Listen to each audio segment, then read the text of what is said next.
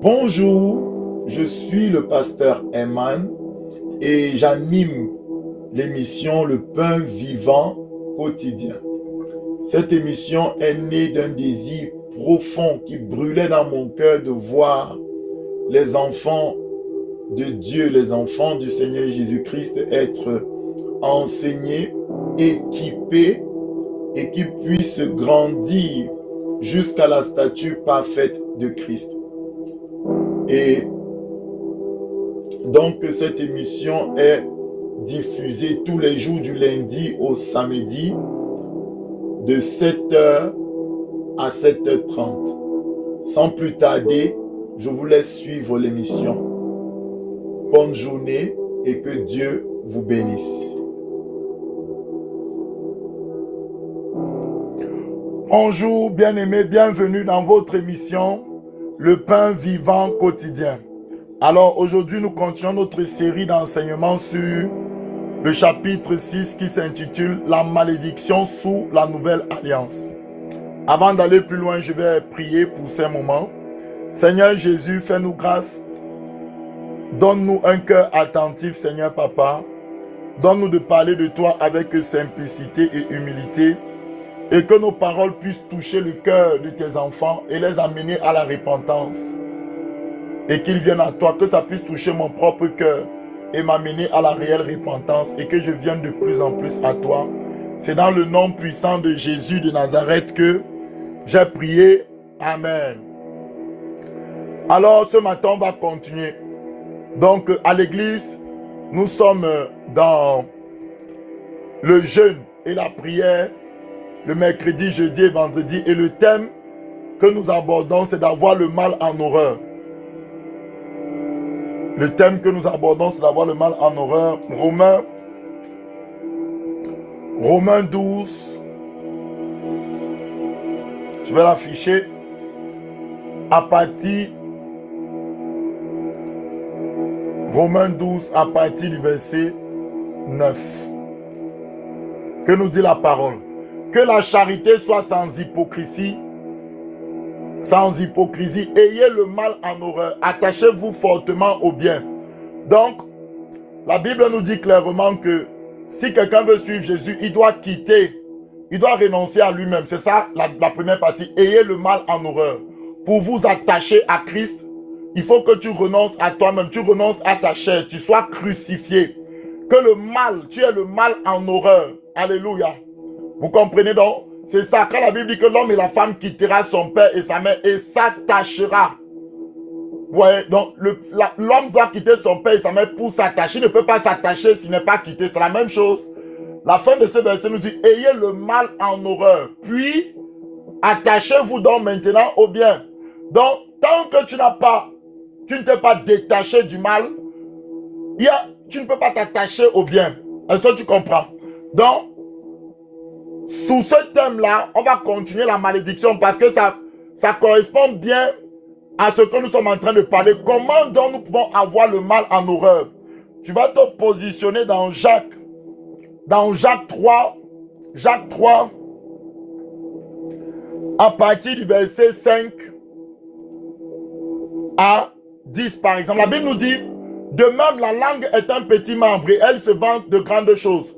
Voici comment un petit feu peut embraser une grande forêt.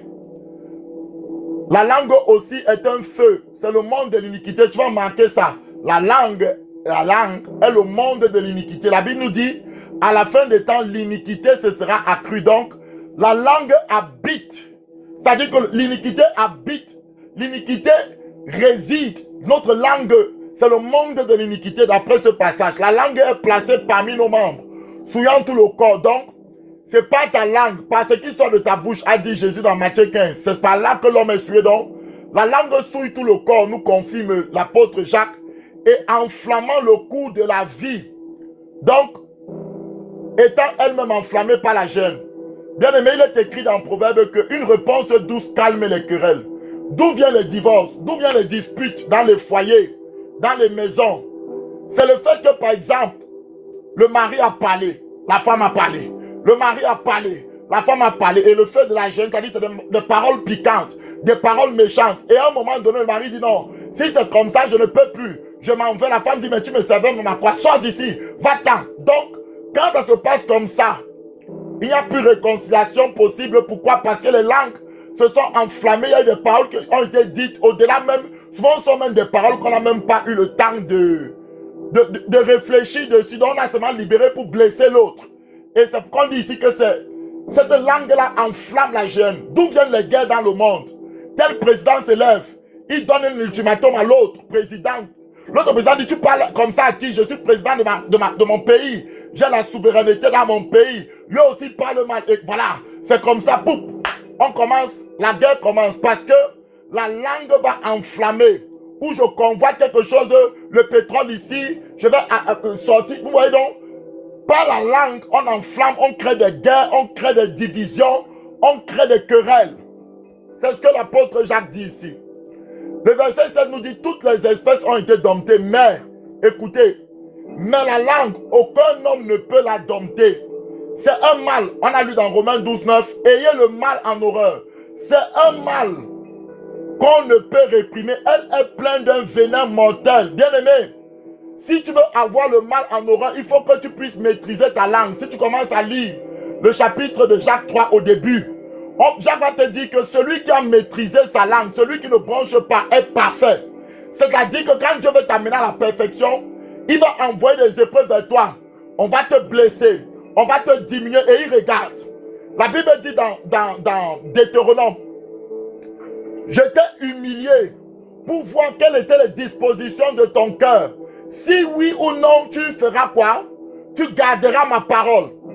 Bien-aimé, il m'est arrivé, je suis votre frère, comme je vous ai dit, dans le passé ou même dans ma vie de couple, de me disputer avec mon épouse. Je ne suis pas moi un ange, entre guillemets, vous voyez, que je vais dire que non, ça ne m'est jamais arrivé. Il m'est arrivé, je suis marié depuis pratiquement maintenant 9 ans avec mon épouse. Il m'est arrivé pendant ces années-là de me disputer avec mon épouse, vous comprenez?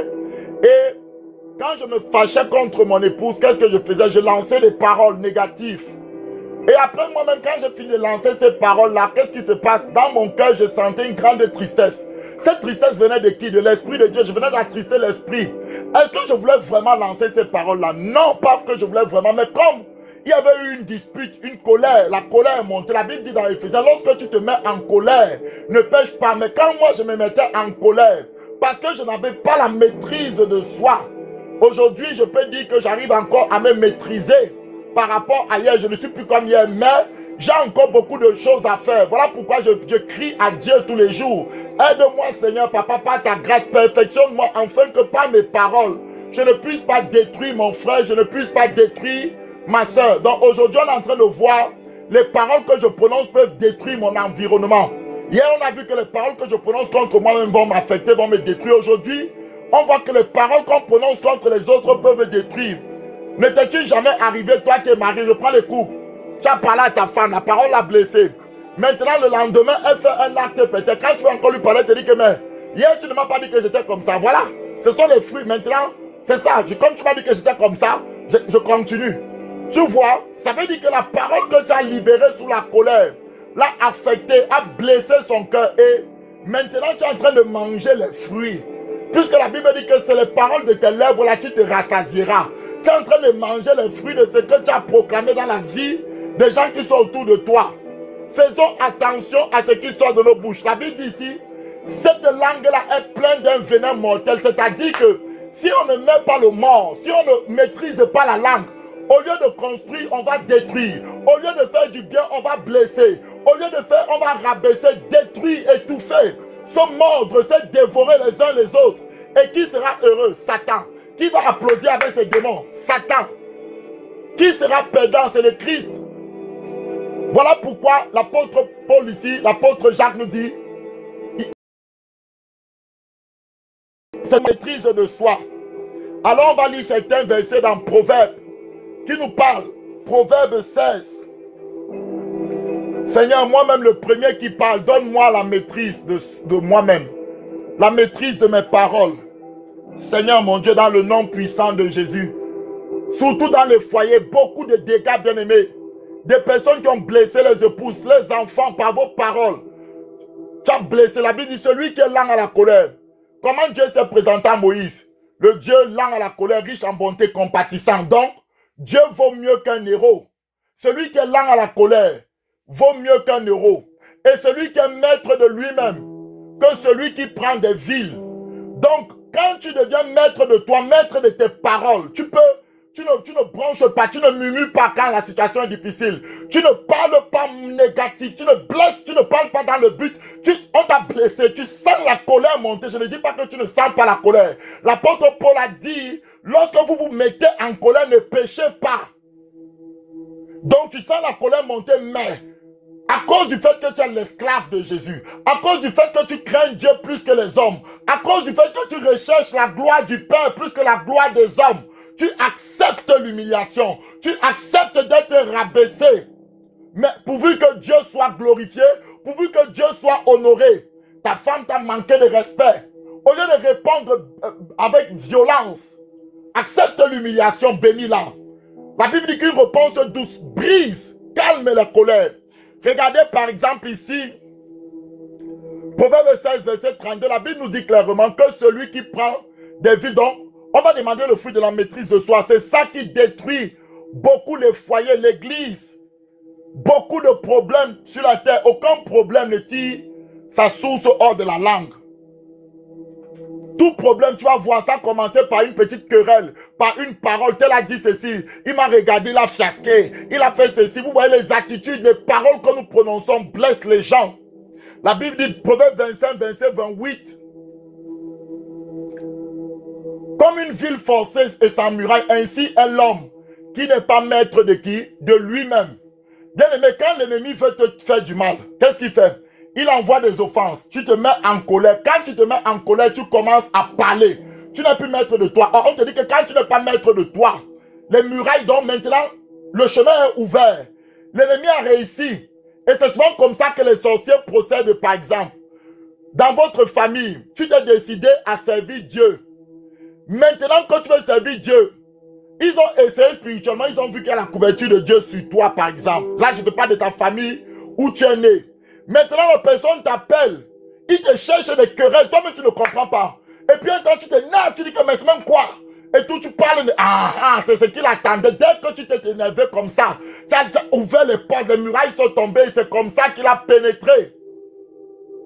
Et il va agir. Donc, s'il ne peut pas t'avoir dans le monde spirituel, il va essayer de faire quelque chose dans le monde physique pour que les murailles tombent. Dans la maîtrise de soi, le fait de maîtriser nos paroles te donnera la victoire dans le nom puissant de Jésus. La Bible dit, Ephésiens 4, verset 29, on parle du mal. La langue est le monde de l'iniquité. Le Seigneur m'a dit, bien-aimé, on a détruit ce que Dieu a mis entre nos mains par nos langues. Tu vas dire que ouais, ma femme ne me respecte plus, ma femme ne fait plus cela, mais bien-aimé, sonde toi. Sonde, est-ce que par hasard, tu n'as pas parlé mal à cette femme-là? Est-ce que par hasard, il n'y a pas quand même ton action, ta main, tes paroles? Je ne dis pas que c'est toujours le cas, mais est-ce que par hasard, as-tu vraiment fait ce que la parole dit? La Bible dit, verset 29, qu'il ne sorte de votre bouche aucune parole mauvaise, mais s'il y a lieu comme quelques bonnes paroles qui servent à l'édification et communiquent une grâce à ceux qui l'entendent. Bien aimé, il y a des personnes qui sont connectées, me dit le Saint-Esprit. Dans le foyer maintenant, le mari ne parle plus à la femme. La femme ne parle plus au mari. Le mari est devenu calme. Pourquoi? À cause des mauvaises paroles que sa femme a prononcées contre lui. Il a préféré lui maintenant. Il est dans le foyer, mais il est calme. La femme est dans le foyer, mais elle est calme. Elle ne parle plus, elle ne s'ouvre plus à son mari. Elle ne parle plus avec son cœur. Pourquoi? Les paroles l'ont blessé. Les paroles ont atteint son cœur. Donc nos paroles ont de l'effet.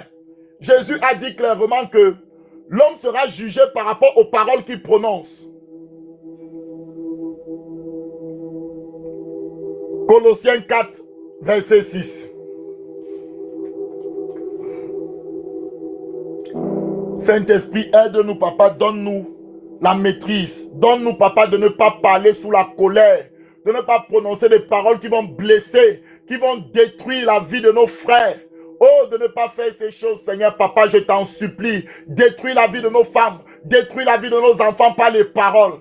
Que votre parole soit toujours accompagnée de grâce, assaisonnée de sel, afin que vous sachiez comment il faut répondre à chacun. J'ai dit une réponse douce, calme la colère, calme les querelles, les disputes. L'apôtre parle dans Jacques, d'où viennent les querelles parmi les enfants de Dieu? N'est-ce pas les passions dans les membres? Je veux montrer que je connais, je suis quelqu'un. Bien aimé, nous tous nous passerons, nous ne sommes que la poussière, nous ne sommes rien. Seule la parole de Dieu demeure éternellement, et quiconque s'attache à la parole de Dieu, quiconque haït le mal pour s'attacher fortement à Christ, vivra éternellement. Alléluia. C'est Jésus qui donne la vie éternelle. C'est Jésus qui connaît les cœurs. C'est Jésus qui connaît les consciences.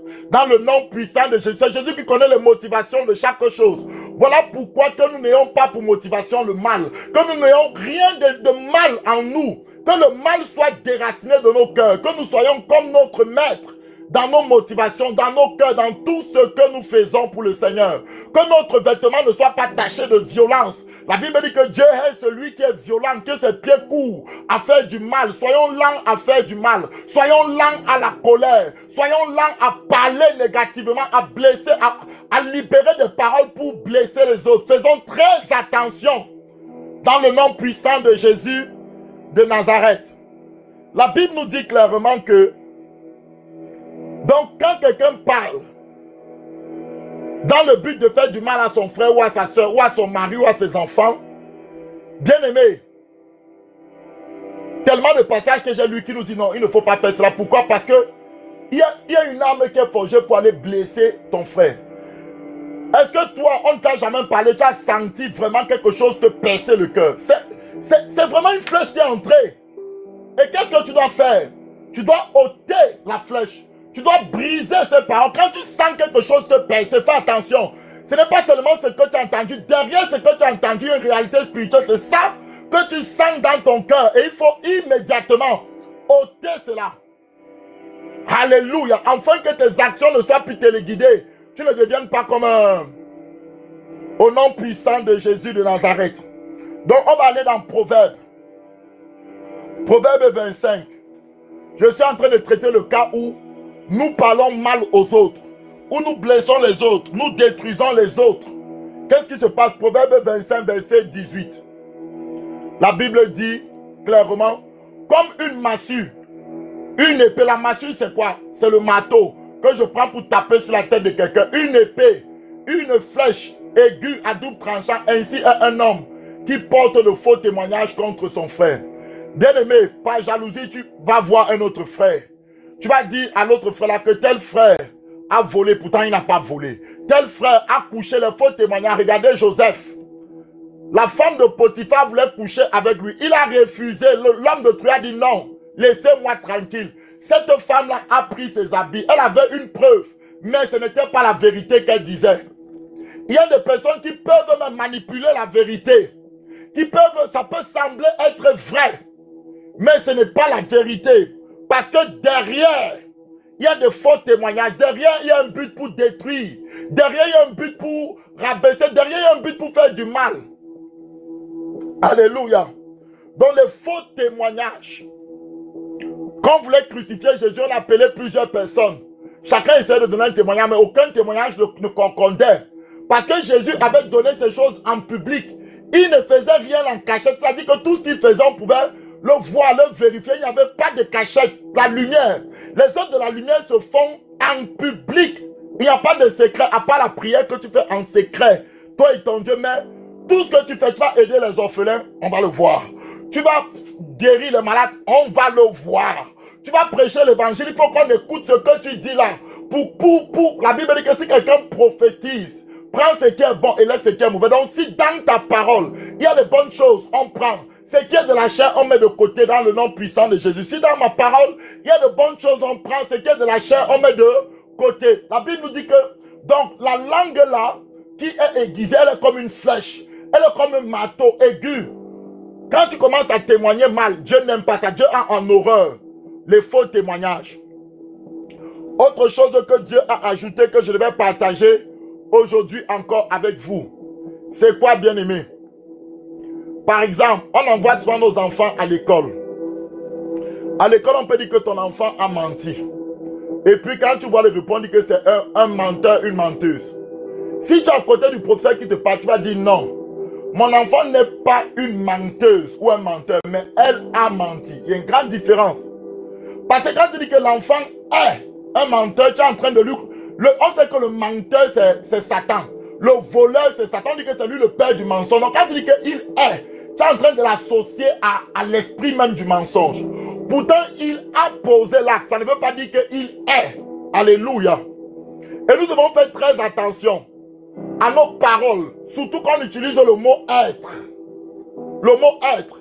Parce que quand nous parlons il est, Jésus a dit je suis la lumière du monde. C'est pour établir, c'est pour que la chose soit définitive. Quand par exemple, Dieu a créé Adam, il a envoyé vers Adam les animaux. Quand Adam a dit le lion, il dit cet animal-ci est le lion. Donc, jusqu'à aujourd'hui, on appelle lion, lion. Donc, chaque fois que tu utilises le mot être, tu veux établir quelque chose qui va demeurer et qui va durer dans le temps. Voilà pourquoi quand tu veux reprendre quelqu'un, par exemple, dans la Bible, quand quelqu'un tombe, la Bible dit le juste tombe, mais il se relève. Dieu ne dit pas le pécheur tombe, le juste tombe, c'est le juste qui est tombé. Il est tombé dans le péché. Il a fait une faute, mais Dieu dit il va se relever, même s'il est encore à terre. Il va se relever parce que sa nature, c'est qu'il est, il est juste, il va se relever pour faire ce qui est bien. Il va s'attacher au bien. Alléluia. Donc, par exemple, nous souvent les parents, dans ta famille, vous avez beaucoup fréquenté. Mais ça ne veut pas dire que c'est par l'école qu'on va réussir. Pour toi, l'école est devenue une idole. Ton enfant peut-être, lui, il n'aime pas beaucoup l'école, mais il aime autre chose. Toi, tu dis, mais tu es quel enfant? Tu es bête. Non, Dieu n'a rien créé de bête. Dieu nous dit même dans le proverbe, allez regarder les fourmis. Apprenez, si tu dois aller voir les fourmis, ça veut dire que même les fourmis qui sont minuscules là, ont de l'intelligence. Les arbres ont de l'intelligence. Ils récupèrent le dioxyde de carbone, ils relâchent l'oxygène. Tout ce que Dieu a créé a une intelligence. À plus forte raison l'homme. Donc il n'y a pas d'homme bête. Tu peux dire par exemple, ouais, mon fils, ma fille, tu n'as pas agi avec intelligence. Ça veut dire que c'est un être intelligent, mais il n'a pas utilisé cette intelligence qu'il a là pour faire ce qu'il a fait. Alléluia. Bien-aimé, Dieu nous a créés à son image. De toutes les créatures de Dieu, regarde bien, c'est seulement l'homme qui a la parole. Les animaux ne peuvent pas parler, ils vont peut-être aboyer, ils vont faire des choses. Mais pourquoi l'homme a la parole? C'est-à-dire l'homme peut structurer son raisonnement, il peut parler. Parce que Dieu voulait démontrer à l'homme que tu es le seul qui est créé à mon image. Tu peux donc, comme moi, créer par ta parole. Parce que Dieu a créé toutes choses par sa parole. Quand tu dis à ton enfant qu'il est bête, cette parole que tu as libérée là, va créer quelque chose en l'enfant. Donc, il faut que nous fassions très attention aux paroles que nous libérons. Beaucoup ont brisé leur foyer comme ça. Beaucoup ont détruit l'estime que leurs enfants. Parce qu'il faut savoir que l'identité de l'enfant est sur le père. Chaque enfant regarde à son père pour être bâti. Notre identité, c'est en regardant à Christ. Quelqu'un qui a une bonne communion avec Jésus aura vraiment une bonne idée de qui il est. Parce que quand tu connais qui est Jésus, tu sauras qui tu es. L'apôtre Pierre a dit ceci. Tu es le Christ. Et Pierre l'a répondu. Jésus l'a répondu. Tu es heureux, Simon, fils de Jonas. Car moi, Jésus, je dis que tu es Pierre. Tu vois, quand tu cherches Jésus dans l'intimité, Jésus va te donner la révélation de qui il est. Mais c'est qu'il est là, comme tu es lié à lui, comme tu as un même esprit en lui, en découvrant qui est Jésus, tu découvres aussi qui tu es en Christ. Parce que la parole est un miroir. Quand tu regardes le miroir ne te dit pas deviens ce que tu vois. Le miroir te dit exactement ce que tu es déjà. Quand tu regardes ta face, tu n'es pas en train de faire l'effort pour que ta face devienne quelque chose dans le miroir là. Le miroir te montre ton visage. Le miroir te montre tes capacités. Le miroir te montre ce que tu es. Donc la parole de Dieu te dira qui tu es en Christ. Parce qu'on est caché en Christ. Alléluia. C'est très important, bien-aimé. Donc un enfant qui a menti n'est pas un menteur. Un enfant qui a volé n'est pas un voleur. Parents, quand vous reprenez vos enfants, faites attention à la manière que vous parlez sur vos enfants. Vos mots ont des impacts. Si un père de famille commence à parler mal sur ses enfants, il va détruire l'identité de ses enfants. Ces enfants, quand ils vont grandir, ils n'auront pas d'identité. Ils seront là comme ça. On va sentir que non, il manque une confiance en eux. Plus on a confiance, pourquoi moi je peux avoir confiance? J'ai confiance en Christ. Plus je demeure en lui, la confiance est bâtie en moi. Moins je reste dans la présence de Dieu, j'aurai peur, je serai tremblant. Alléluia. Donc tu ne peux pas t'appuyer sur ta chair. Tu ne peux même pas t'appuyer sur tes connaissances. Tu dois t'appuyer sur le Dieu vivant. Donc je vais parler au papa. Je vais parler aux mamans. Tu as insulté ton mari, tu l'as rabaissé. Et tu es vraiment même un homme. Tu n'es même pas un homme. Hein. Ma soeur, répands-toi. Ouais. Quelqu'un que Dieu a créé, tu dis qu'il n'est pas un homme. Donc Dieu ne sait pas créer des choses. Ce n'est pas lui que tu insultes. Quand tu dis ça, tu es en train d'insulter son créateur. Lorsque tu dis que quelqu'un est bête, tu es en train de remettre en question celui qui a créé cette personne parce que tu es en train de dire que celui qui a créé crée des choses bêtes. Autrement dit, la bêtise vient de qui donc? Donc voilà pourquoi Dieu dit ne rendez pas injure pour injure. N'insultez pas. Ne méprisez pas. Donc, par nos paroles, on peut bâtir. Par nos paroles, on peut détruire totalement. Certains ont détruit leur foyer. Certains ont détruit leur ministère. Bien aimé, tu es pasteur. Dieu t'a établi sur une œuvre. Même s'il y a quelle vision. Ne sors pas ça de ta bouche. Par exemple, je prends un exemple. Un exemple tout bête. On me donne une vision. Que dans mon assemblée, les gens vont mourir. C'est une vision qu'on m'a donnée. Je suis pasteur, je sais que bon, j'ai l'autorité sur l'assemblée. Ce que je vais dire là, Satan me prend au sérieux. Satan sait que je suis un serviteur de Dieu authentique. Donc chaque parole que je dis, lui, il veut contrer. Maintenant, lui, il veut que la mort agisse dans l'assemblée. Je viens. Si vous ne faites pas attention, il y aura la mort ici, etc. et tout, et tout, et tout, et tout. Ça veut dire que là, je n'ai pas libéré les paroles qui amènent la vie. Est-ce que vous me comprenez? Donc, je dois libérer les paroles qui amènent la vie. Pourquoi Dieu nous montre dans nos songes? Tel va mourir, Dieu te montre à toi. Pourquoi? C'est pas pourquoi tu te lèves, tu commences à appeler la personne. Écoute, je t'ai vu, tu étais dans un gros cercueil. Vraiment. Ouais, la mort est autour de toi et bientôt tu vas mourir. Tu raccroches. Bien aimé, tu fais comme ça, tu es un vrai sorcier. Excusez-moi, je vous dis la vérité. Si tu agissais comme ça, tu es un réel sorcier. Voici au contraire ce que tu dois faire. Oui, mon frère, ma soeur, je t'ai vu, tu étais dans un cercueil, mais ne t'inquiète pas. Il est écrit, 1000 à ton côté, 10 000 à ta droite, tu ne mourras pas. Tu vivras, tu raconteras les œuvres de l'Éternel. Je brise l'œuvre des ténèbres sur ta vie. Je déclare la vie sur toi maintenant. Quand tu libères la parole là, tu es en train d'édifier et de fortifier ton frère. Tu n'amènes pas la mort. Alléluia. Tu n'appuies pas l'œuvre des ténèbres. Tu n'es pas un agent du diable, tu es un agent de Dieu. Alléluia. Donc, nous devons faire attention à nos paroles. Alors, je vais m'arrêter là aujourd'hui. Il y a tellement de versets. Je vais prendre un dernier verset, Ésaïe 64. Ici, on a vu, regardez vous-même ce que nos paroles sont. C'est des flèches, c'est des épées. Donc, on va voir maintenant Ésaïe 64. Ésaïe 54. Et je vais m'arrêter là pour aujourd'hui. Et je vais prier. Tu vas détruire toute parole que tu as prononcée contre ton frère, contre ta soeur. Bien aimé, c'est très important. Ce que nous sommes en train de faire ici. Parce que l'ennemi nous a beaucoup utilisé pour détruire la vie des membres des personnes qui nous entourent. Et ce n'est pas bon. La Bible nous dit ici, Ésaïe 54, verset 17. Toutes les armes sont comme des épées. Donc, quand quelqu'un parle négativement, c'est une arme. Quand quelqu'un te parle et que ça pénètre, ça te fait... Tu sens comme si quelque chose t'a pénétré. C'est une flèche qui est entrée. Ce n'est pas une sensation seulement. Si maman, papa, tu ne prends pas garde dans la prière, l'adoration, la louange pour ôter cela, tu vas devenir amer et ça peut affecter tes prédications. Tu vas commencer à agir comme un fou. La Bible dit ici, Somme 54, verset 17, toute arme forgée contre toi sera sans effet.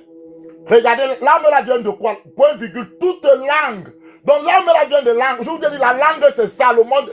Toute langue qui s'élève en justice contre toi. On dit tu es menteur. On dit tu es un voleur. On dit tu es orgueilleux. Tu te sens. Ah, il n'y a pas. Je brise. Je brise. Je brise au nom de Jésus.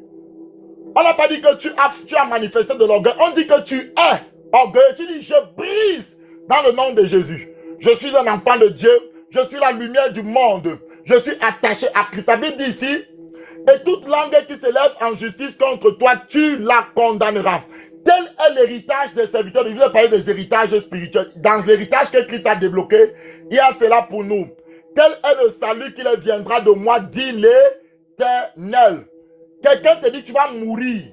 Tu dis, je brise cette parole dans le nom puissant de Jésus. Je ne mourrai pas, je vivrai, je raconterai les œuvres de l'Éternel. Donc, bien aimés, faisons attention aux paroles que nous libérons. Ça sature l'atmosphère et ça va commencer à détruire. Au milieu de nous, ça va commencer à détruire des personnes inutilement. Des personnes peuvent avoir des circonstances terribles dans leur vie à cause des paroles qu'ils ont prononcées dans le nom puissant de Jésus. Donc, nous allons prier donc maintenant et nous allons demander au Seigneur, Papa, toute parole que j'avais prononcée contre mes enfants, contre ma femme, je détruis cela maintenant dans le nom de Jésus. Contre mon fils, contre ma fille, je brise cela maintenant dans le nom de Jésus. Seigneur, je retire toutes ces paroles. J'avais dit mon enfant est bête. J'avais dit cet enfant, c'est le fruit de mes douleurs. Je retire cela au nom puissant de Jésus. Quand Rachel a accouché, elle est morte en accouchant Benjamin. Elle voulait dire fils de ma douleur. Jacob a dit non. Il a changé le nom. Parce que Jacob connaissait l'effet des paroles. Jacob connaissait l'identité. Si tu veux identifier quelqu'un à un péché, c'est une malédiction. Quand tu dis à quelqu'un qu'il est un voleur, tu es en train de le maudire. Tu n'as pas dit qu'il a volé. Quand tu dis à quelqu'un qu'il est un impudique, il n'est pas tombé dans le péché. Il n'est pas tombé dans l'impudicité. Mais toi, tu dis il est impudique. Il est impudique. Quelqu'un qui est impudique, c'est quelqu'un qui pratique l'impudicité toute sa vie. C'est quelqu'un qui vit dans l'impudicité. Donc, c'est sa vie. Là, c'est un impudique. David n'était pas un impudique. Bien qu'il est tombé dans l'impudicité, même dans le meurtre, David n'était pas un meurtrier. Au contraire, Dieu dit, David est l'homme selon mon cœur. Il a tué quelqu'un, mais il n'était pas un meurtrier. La Bible dit dans le nom puissant de Jésus, Père éternel, que toute âme qui est forgée contre nous, nous allons détruire. Et toute langue qui s'élève en justice contre nous, nous condamnons les langues.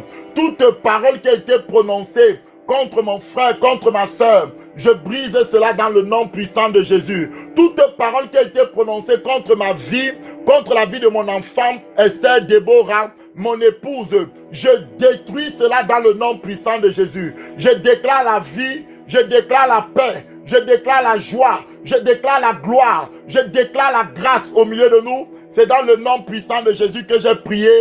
Amen. On va se retrouver à midi pour la prière. Que Dieu vous bénisse. Merci d'avoir suivi cette émission et j'espère vraiment de tout cœur que vous avez été richement bénis. Alors, si vous avez des témoignages, des questions bibliques par rapport à certains sujets, n'oubliez pas de nous écrire à notre adresse mail qui sera mise dans la description de cette vidéo. Et puis, surtout, likez en cliquant sur le pouce, vous likez et vous partagez à vos connaissances, afin que le plus grand nombre puisse être aussi béni. Alors, on se retrouve pour d'autres épisodes. Soyez bénis au nom puissant de Jésus.